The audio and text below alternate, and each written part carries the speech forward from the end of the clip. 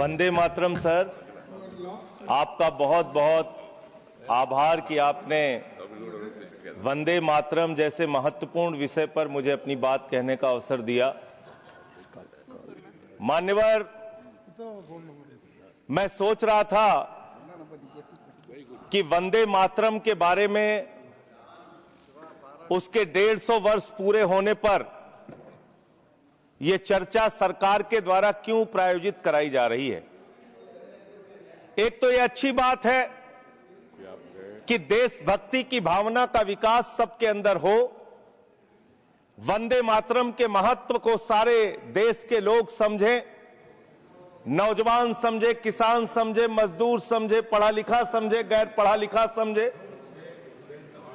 यह अच्छी पहल है, लेकिन मैं साथ ही साथ यह भी सोच रहा था तो एक घटना मुझे याद आई मान्यवर। वो घटना थी उत्तर प्रदेश की। हमारे एक ऊर्जा मंत्री हैं माननीय मंत्री जी ए.के. शर्मा जी, उनके सामने व्यापारी लोग पहुंचे। उन्होंने कहा 21 घंटे से लाइट नहीं आ रही, 21 घंटे से लाइट नहीं आ रही, व्यापार बर्बाद हो रहा है, बच्चे रो रहे हैं, हमको गर्मी में बिजली दे दो। मंत्री जी ने कहा जय श्री राम, बजरंगबली की जय, और गाड़ी में बैठ के चले गए। मैं आपके माध्यम से सरकार से पूछना चाहता हूं, क्या भगवान श्री राम ने आपको कहा है कि आप नाकारे और निकम्मे हो जाइए और जनता को अंधेरे में रखिए, बिजली ना दीजिए? यह क्या भगवान श्री राम ने आपको कहा है? यह शिक्षा आपको भगवान श्री राम ने दी है? मान्यवर, मुझे वंदे मातरम आम आदमी पार्टी की रैलियों में, आम आदमी पार्टी की सभाओं में जब भारत माता की जय और वंदे मातरम जोर जोर से लगाए जाते हैं। किसी दिन लगाने का मन हो तो आ जाना हमारी पार्टी के कार्यक्रम में, आपसे ज्यादा तेजी के साथ वहां पर वंदे मातरम लगाएंगे। सदन में भी लगाना चाहते हो लगाओ। तो आप इन नारों के पीछे, ये नारे देशभक्ति के हैं, ये नारे देश की रक्षा के हैं, ये नारे देश को आजादी दिलाने के लिए हैं। ये नारों के पीछे अपने गुनाहों को छिपाने के लिए नारे नहीं है, मैं कहना चाहता हूं मान्यवर। और आप क्या कर रहे हैं? आप इन नारों के पीछे अपने गुनाहों और अपराध को छिपाना चाहते हैं। वंदे मातरम का मतलब क्या है? वंदे मातरम का मतलब है मातृभूमि की वंदना। मातृभूमि की वंदना। हम मातृभूमि की वंदना करते हैं, तो आप कैसे मातृभूमि की वंदना कर रहे हैं? अरे 1 रुपए में तो एक आम नहीं मिलता। आपने 1 रुपए में अडानी को 1050 एकड़ जमीन और 10 लाख आम और लीची के पेड़ दे दिए। ये मातृभूमि की वंदना, ये आपकी मातृभूमि की वंदना है। आप मातृभूमि को बेचकर मातृभूमि की वंदना कर रहे हैं। ये मातृभूमि की, आज वंदे मातरम पे ही बात करूंगा सर। मातृभूमि की वंदना, मातृभूमि की वंदना हिंदुस्तान के एयरपोर्ट को बेच के नहीं हो सकती। मातृभूमि की वंदना रेल को बेच के नहीं हो सकती, सेल को बेचकर नहीं हो सकती, समुद्री तटों को बेचकर नहीं हो सकती, कोयला और गैस को बेच के नहीं हो सकती, हिंदुस्तान की जमीनों को बेच के नहीं हो सकती। तुम लोग मातृभूमि को बेचने वाले लोग हो, तुम मातृभूमि की वंदना करने वाले लोग नहीं हो। मान्यवर, वंदे मातरम पे ही सुनिए। आज वंदे मातरम के अलावा कुछ बोलूंगा ही नहीं। मातृभूमि की वंदना, इस मातृभूमि की वंदना में जब यहां पे लीडर ऑफ द अपोजिशन बोल रहे थे, मान्यवर, honourable I am not yielding sir, I am not yielding sir, sir I am not yielding sir, I am not yielding sir. जब लीडर ऑफ अपोजिशन बोल रहे थे, ऑथेंटिकेट इट प्लीज देन। जब leader, sir I am not yielding, sir I am not yielding. जब यहां पे leader of opposition बोल रहे थे, नो पॉइंट ऑफ ऑर्डर, खड़गे साहब, उनके मुंह से नो पॉइंट ऑफ ऑर्डर, दलित शब्द निकल गया, दलित शब्द निकल गया। पूरी की पूरी भारतीय जनता पार्टी हाउस में खड़े होकर विरोध करने लगी। दलितों से इतना चिढ़ है आपको? क्या दलित भारत माता के बच्चे नहीं? क्या पिछड़े भारत माता के बच्चे नहीं? क्या आदिवासी भारत माता के बच्चे नहीं? अगर दलितों, पिछड़ों, आदिवासियों की बात होगी तो आप विरोध करोगे? I'll have to give it to LOH. आप विरोध I'll have to करोगे? give it to LOH. You are not on the topic. LOH. LOH. Just yield a minute. LOH. Sir दो बातें हैं। Please, please. LOH is on its legs. LOH is on its legs. Sir दो बातें हैं। एक तो हम चाहते हैं कि डिबेट, हेल्दी डिबेट हो, तर्कों के साथ हो। अभी इन्होंने आरोप लगा दिया कि दलितों पर बीजेपी वाले एकदम हल्ला करने लगे। ऑन रिकॉर्ड है, मैंने कहा है दलित के विषय में कि ये हमारे पूज्य हैं, हमारे भाई हैं, ये ऑन रिकॉर्ड है। इस तरीके के स्वीपिंग स्टेटमेंट्स न दें और इस हाउस के माध्यम से देश को गुमराह न करें, नंबर 1। नंबर 2, आपने कहा ये बेच दिया, ये बेच दिया, ये बेच दिया। आई से please authenticate on the floor of the house whatever you have charge. देखिए, आज सर बहुत अच्छी बात गृह मंत्री जी भी कह के गए और लीडर ऑफ द हाउस भी कह रहे हैं कि जो कुछ भी मैं बोलूं उसको ऑथेंटिकेट करूं। और मैं आपसे अनुरोध कर रहा हूं सर कि अगर मैं ऑथेंटिकेट ना करूं तो मेरे खिलाफ कार्रवाई की जाए। एक एक चीज मैं ऑथेंटिकेट करूंगा। अगर मैं कोई बात कह रहा हूं तो उसको ऑथेंटिकेट करूंगा। दूसरी बात, शहीद खुदीराम बोस की बात हुई सर, कल उस सदन में चर्चा हुई। हिंदुस्तान के सबसे युवा क्रांतिकारी जिन्होंने फांसी के फंदे को चूमा, वंदे मातरम का नारा लगाया, शहीद खुदीराम बोस, शहीद रोशन सिंह, शहीद राजेंद्र लहड़ी, शहीद अशफाक उल्ला, शहीद राम प्रसाद बिस्मिल, शहीद प्रफुल्ल चाकी, हिंदुस्तान के तमाम क्रांतिकारियों ने जब फांसी के फंदे को चूमा, शहीद आजम भगत सिंह, शहीद सुखदेव, शहीद राजगुरु, सबने वंदे मातरम का नारा लगाया। सबने वंदे मातरम का नारा लगाया। और शहीद खुदीराम बोस को अब आप याद कर रहे होंगे, मैं पिछले 31 साल से 3 दिसंबर को शहीद खुदीराम बोस की जयंती का आयोजन करता हूं। मेरी संस्था का नाम शहीद चंद्रशेखर आजाद के नाम पे है। शहीद खुदीराम बोस हिंदुस्तान के वो क्रांतिकारी थे, जब उनको फांसी के फंदे पे चढ़ाया गया और उनका जब अंतिम संस्कार हुआ तो जो राख उनके अंतिम संस्कार से निकली मान्यवर, उसको बंगाल की मां तावीज बना के अपने बच्चों को पहनाती थी कि ऐसे ही बनना हिंदुस्तान के लिए क्रांतिकारी। यह इतिहास, यह हिंदुस्तान का इतिहास। लेकिन मैं आपके माध्यम से इस सरकार से पूछना चाहता हूं, आपके पुरखे इस वक्त क्या कर रहे थे जब शहीद आजम भगत सिंह वंदे मातरम लगा रहे थे, शहीद सुखदेव वंदे मातरम लगा रहे थे, शहीद राजगुरु वंदे मातरम का नारा लगा रहे थे, शहीद खुदीराम बोस वंदे मातरम का नारा लगा रहे थे। उस वक्त आप क्या कर रहे थे? क्या कर रहे थे आप? वंदे मातरम का नारा लगाकर लोग जेल गए, लाठियां पड़ी उनको। मैं आपके माध्यम से इस सरकार से पूछना चाहता हूं, आरएसएस के 4 लोगों का नाम बताओ जो वंदे मातरम नारा लगा के जेल गए। उनका नाम बताओ आप। 4 लोगों का नाम बताओ आप। अपने 4 पुरखों का नाम आप बताओ। आप नहीं बता सकते क्योंकि आजादी के आंदोलन में आपका कोई इतिहास नहीं। आजादी के आंदोलन में आपका कोई इतिहास नहीं, यही आपकी कुंठा है। तो इसलिए कभी आप कहते हो सरदार वल्लभ भाई पटेल आपके हैं।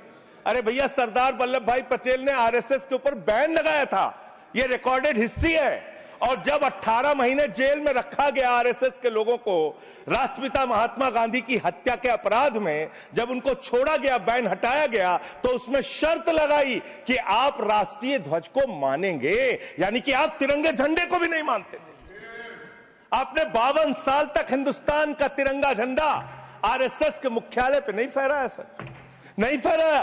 और 3 लोगों ने आरएसएस के मुख्यालय पर जब ये झंडा फहराया, उन तीनों के नाम मैं पढ़ रहा हूं, विजय, उन्मत, दिलीप, इन तीनों लोगों के खिलाफ आरएसएस ने एफआईआर दर्ज कराई। किस अपराध में? कि हमारे दफ्तर में तिरंगा क्यों फहरा दिया। और कितने साल तक मुकदमा लड़े? 13 साल तक मुकदमा लड़े। यह है आपकी असलियत।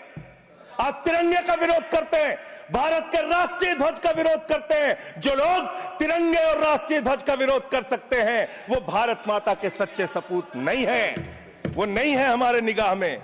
और मैं आपको बताता हूं सर, ये है 28 दिसंबर 1949 का ऑर्गेनाइजर पत्र, इसको भी रखूंगा, क्योंकि आज गृह मंत्री जी और लीडर ऑफ द हाउस दोनों कह के गए रिकॉर्ड पे सारी चीजें आनी चाहिए, इसको रिकॉर्ड पे रखना चाहिए। इतिहास देश को पता चलना चाहिए किन लोगों ने देश के साथ गद्दारी की, किन लोगों ने तिरंगे का विरोध किया, किन लोगों ने राष्ट्रगान का विरोध किया। आपको ये पढ़ के सुनाना चाहता हूं, ये ऑर्गेनाइजर है, क्या लिख रहा है। What is the moral sanction behind government's choice of Jan Gana Man, except that it can be made an item of entertainment. आप राष्ट्रगान का विरोध कर रहे हैं, आप भारत के राष्ट्रगान का विरोध कर रहे हैं, आपके मुख्य पत्र में भारत के राष्ट्रगान का विरोध लिखा गया है। इसके लिए भारत के प्रधानमंत्री को और पूरी की पूरी भारतीय जनता पार्टी को, जो अपने आप को आरएसएस को अपना आदर्श मानती है, पूरे देश से माफी मांगनी चाहिए। ये रिकॉर्ड पे लाऊंगा सर, इसको रख लीजिएगा, ये रिकॉर्ड पे रखा जाए। मान्यवर, फिर से बोल दे रहा हूं, 28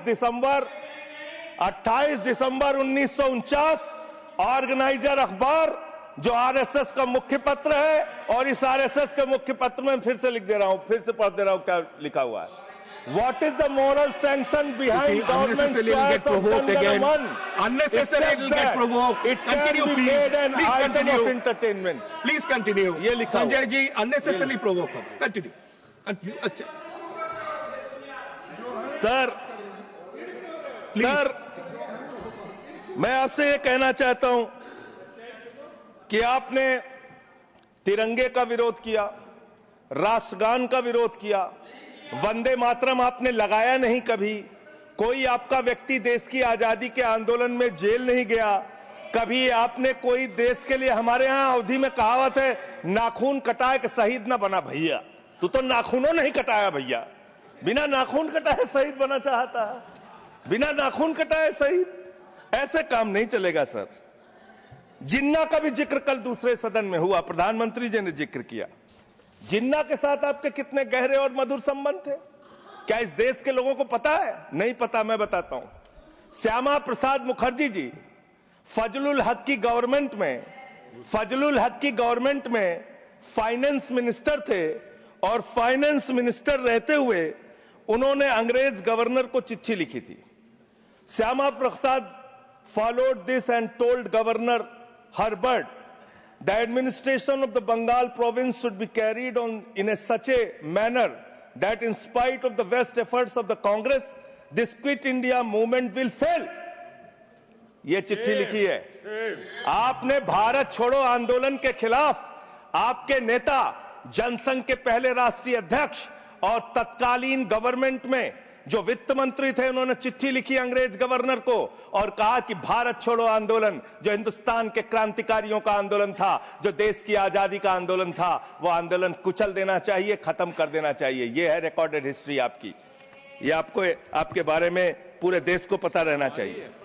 अब जिन्ना, हाँ, इसको भी सभा के पटल पर रखूंगा। जिन्ना और आपके रिश्ते क्या थे? कितने मधुर रिश्ते थे। एक राज्य में सरकार नहीं बनाई मान्यवर इन्होंने, नॉर्थ वेस्ट फ्रंटियर, सिंध प्रांत और फजलुल हक की गवर्नमेंट। फजलुल हक वो शख्स है जो पाकिस्तान बनने के बाद वहां की सरकार का गृह मंत्री बना। आपके रिश्ते उन लोगों के साथ थे, ये देश को पता होना चाहिए। इसलिए आप किसी को भी देशभक्ति का प्रमाण पत्र बांटने का काम मत कीजिए। आप वंदे मातरम लगाने का काम कर रहे हैं और देश की सुरक्षा के साथ खिलवाड़ कर रहे हैं। आप भारत की सेना को 4 साल के अग्निवीर पे लेके आ गए, जो हिंदुस्तान की सीमा की सुरक्षा करने वाले हैं, जो वंदे मातरम का नारा लगाते हैं हमारे जवान, हमारे सैनिक, जो -50 डिग्री टेम्परेचर में सियाचिन में और +50 डिग्री टेम्परेचर में जैसलमेर में भारत की सीमाओं की रक्षा करते हैं, इस मातृभूमि की रक्षा करते हैं। उनके पीठ में छुरा मारने का काम आपने किया, उनकी नौकरी 4 साल की कर दी अग्निवीर की। आपको मातृभूमि से प्यार है, आप देशभक्ति की बात करेंगे, आप देशभक्ति की बात कर रहे हैं। अरे मैंने साइकिल चोर सुना था, लॉकेट चोर सुना था, स्कूटर चोर सुना था, मैंने सुना था तमाम तरह के चोर होते हैं। आप लोग तो वोट चोर निकल गए हिंदुस्तान के अंदर। वोट चोर, 3 करोड़ वोट उत्तर प्रदेश में 3 करोड़ वोट की चोरी करने जा रहे हैं। कल की मीटिंग में पता चला 17.5% वोट उत्तर प्रदेश में काटे जाएंगे। आप ये कर रहे हैं, ऐसे लोकतंत्र को मजबूत करेंगे? ऐसे आप मातृभूमि की सेवा करेंगे? ऐसे आप मातृभूमि की वंदना करेंगे? मान्यवर, मैं आप लोगों से सिर्फ इतना कहना चाहता हूं मान्यवर आपके माध्यम से कि हमने फिल्मों में सीन देखी है, डाकू लोग आते हैं, जय भवानी जय भवानी जय भवानी कह के, और वो गांव का गांव लूट के चले जाते हैं। जय भवानी कह के गांव का गांव लूट के चले जाते हैं। हम इस देश के अंदर किसी भी सरकार को वंदे मातरम और भारत माता की जय लगाकर देश को लूटने की इजाजत नहीं देंगे। वंदे मातरम लगाएंगे, भारत माता की जय लगाएंगे, जय हिंद भी कहेंगे, राष्ट्रगान भी कहेंगे, वंदे मातरम भी गाएंगे, लेकिन देश के साथ गद्दारी और धोखेबाजी नहीं करने देंगे। आपको नहीं करने देंगे। ये देशभक्ति के नारे हैं, ये देशभक्ति के नारे हैं। आप बेरोजगारी पे बात नहीं करना चाहते, महंगाई पे बात नहीं करना चाहते, दलितों का मंदिर में प्रवेश वर्जित है, कहीं उनको रोका जा रहा है, उस पर बात नहीं करना चाहते, पिछड़ों का शोषण हो रहा है, उस पर बात नहीं करना चाहते। आपने मातृभूमि की सेवा यह की है कि आज हिंदुस्तान के ऊपर 200 लाख करोड़ रुपए का कर्जा है, 200 लाख करोड़ रुपए का कर्जा। आपने हिंदुस्तान को आज इस स्तर पे पहुंचाने का काम किया है। और दूसरी बात मैं पूछना चाहता हूं आपके माध्यम से मान्यवर, इस देश में मजदूर भी हैं, किसान भी हैं, आदिवासी भी हैं, दलित भी हैं, पिछड़े भी हैं, सवर्ण भी हैं, सब में अनपढ़ है, सब में भारी संख्या है जो पढ़े लिखे नहीं है, जिनको संस्कृत का ज्ञान नहीं है, जो नहीं पढ़ सकते वंदे मातरम।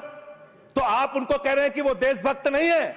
मैं आपके माध्यम से कहना चाहता हूं, वो देश को लूटने वाले अडानी जैसे पूंजीपतियों से ज्यादा बड़े देशभक्त हैं, जो अपने बच्चों के लिए श्रम करते हैं, मजदूरी करते हैं, कुली का काम करते हैं और अपने बच्चों का पेट भी पालते हैं, देश की भी सेवा करते हैं। वो आपसे ज्यादा देशभक्त हैं। उनकी देशभक्ति को आप इससे चेक करने का काम मत कीजिए, इससे पैसे उससे परीक्षा करने का काम मत कीजिए। मान्यवर, मैं अंत में एक और बयान आया, उसका जिक्र करके अपनी बात को खत्म करूंगा। अभी SIR की प्रक्रिया के तहत उत्तर प्रदेश के मुख्यमंत्री ने कहा कि डिटेंशन सेंटर बनाए जाएंगे। 80 लाख लोगों के वोट आपने बिहार में काट दिए, वहां कितने घुसपैठिए मिले आपको? अरे भाई, ये भी मातृभूमि की बात हो रही है। आप लोग चाहते हैं बांग्लादेशी यहां पे आ जाएं, मातृभूमि को सुरक्षा को खतरा हो जाए? आपको तो चिंता वही है ना, वही तो बात कर रहा हूं। कितने बांग्लादेशी घुसपैठिया मिले? कितने बांग्लादेशी घुसपैठिया मिले? कितने बांग्लादेशी घुसपैठिया मिले? मात्र 315, जिसमें नेपाल के बाकी लोग सिर्फ 78 मुसलमान मिले। वहां 80 लाख लोगों के आपने वोट काट दिए। अब आप कह रहे हैं उनको डिटेंशन सेंटर में रखेंगे, उनको डिटेंशन सेंटर में आप रखेंगे जो हिंदू हैं, जिनके जो पूर्व IAS हैं। आप इस देश का सिर्फ माहौल बिगाड़ना चाहते हैं। आप इस देश को सिर्फ नकली नारों